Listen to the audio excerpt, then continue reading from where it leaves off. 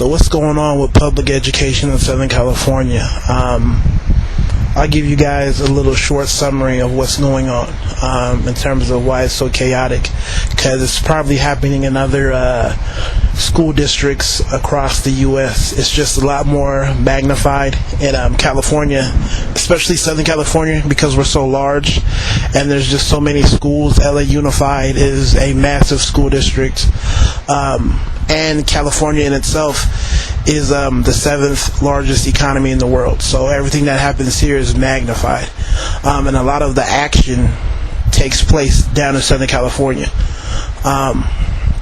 So here's what's going on. Schools have to operate off of a budget, and they have to operate off of a budget that's good for around 3 years. They can't go year by year. But the state, which funds the schools, doesn't know how much money they're going to have to give. So if they don't know how much money they have to give, the schools can't set an accurate budget. That's why you have the whole idea of teachers not necessarily getting fired, but teachers are getting pink slips. Case in point, certain teachers that I know have got fired. Certain teachers got pink slips in terms of, you may or may not get fired. The last school year, teachers didn't know if they're going to be teaching or working till about a couple of days before the actual school district started. That's how bad it is. On the news, some of the school districts are lobbying for the right to go year by year instead of having to forecast for the next 3 years, because nobody knows what's going on. But unfortunately, they're having a hard time doing that because you have to negotiate, but at the same time keeps passing, right? We can't say kids wait till we figure it out. Kids still have to go to school. Kids still have to go to summer school. So school's typically year round. So even if people did come up on agreement, it doesn't mean it takes effect immediately. So what's happening? The schools have to still operate. So they have to set budgets, and they have to be tighter on their budgets because there's so much that they have to do in terms of the running cost of your school and your district. So they have to chop down who they're paying. Some of the administrators got fired. They're one of the people who got fired first because of what they're making. Some of the smaller positions, such as the librarians and the computer technicians, those positions also went. Your career counselors, not necessarily your school counselors, but your career room type counselors, they got let go, or you may have one that's working at multiple schools. All the speech therapists who make great money now all of a sudden have 4 or 5 schools that they have to work with as opposed to just 2 or 3. And of course the teachers, letting them go. But the problem is that a lot of the classrooms are already filled.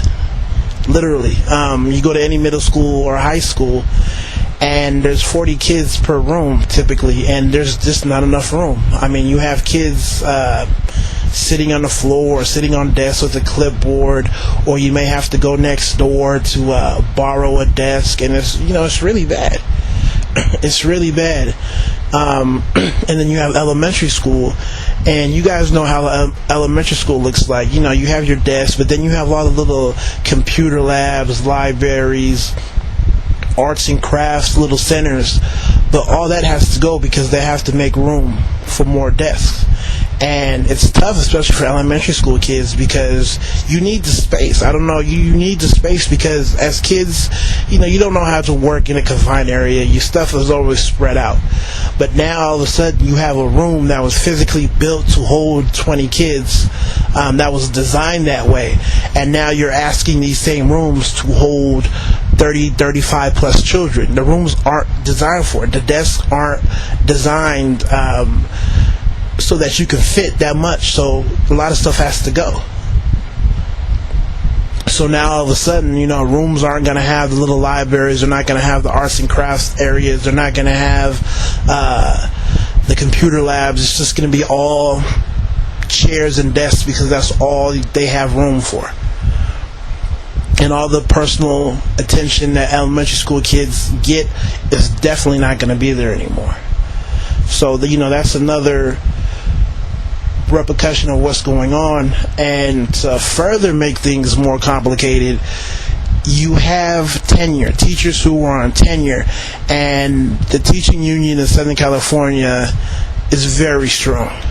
So if you're a teacher and you have tenure and you have a whole lot of history at a school, and you have connects, oh my gosh, you have a lot of power.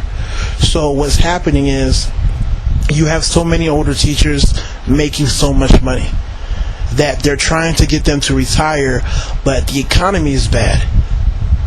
So you can't tell a tenured teacher who has a perfect class, right? He may have honors classes or gate classes, and who's making $100,000 a year, because typically that's how much teachers make, 90 to 100 when you tap out on the pay scale, right? You can't tell him to retire. A lot of teachers are sitting well, the older ones. They have the classrooms that they want. The school can't fire them. The economy is bad, so they're just stocking up money. I can't really blame them.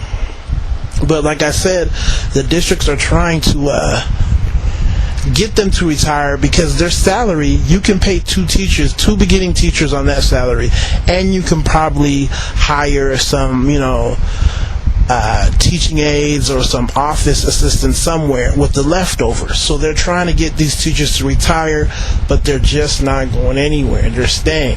So, it's almost like a 1 for 2. I have one teacher, but, if I could get his salary, I could hire 2 and some. But, that's not what's going on. Because people are just trying to look out for themselves, and I really can't get too mad at them for it.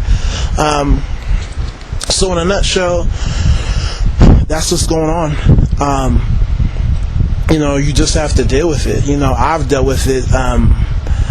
I pretty much gave up my position to go back to school, to go at my grad school program full time, and just kind of wait it out because I'm in a position to do so.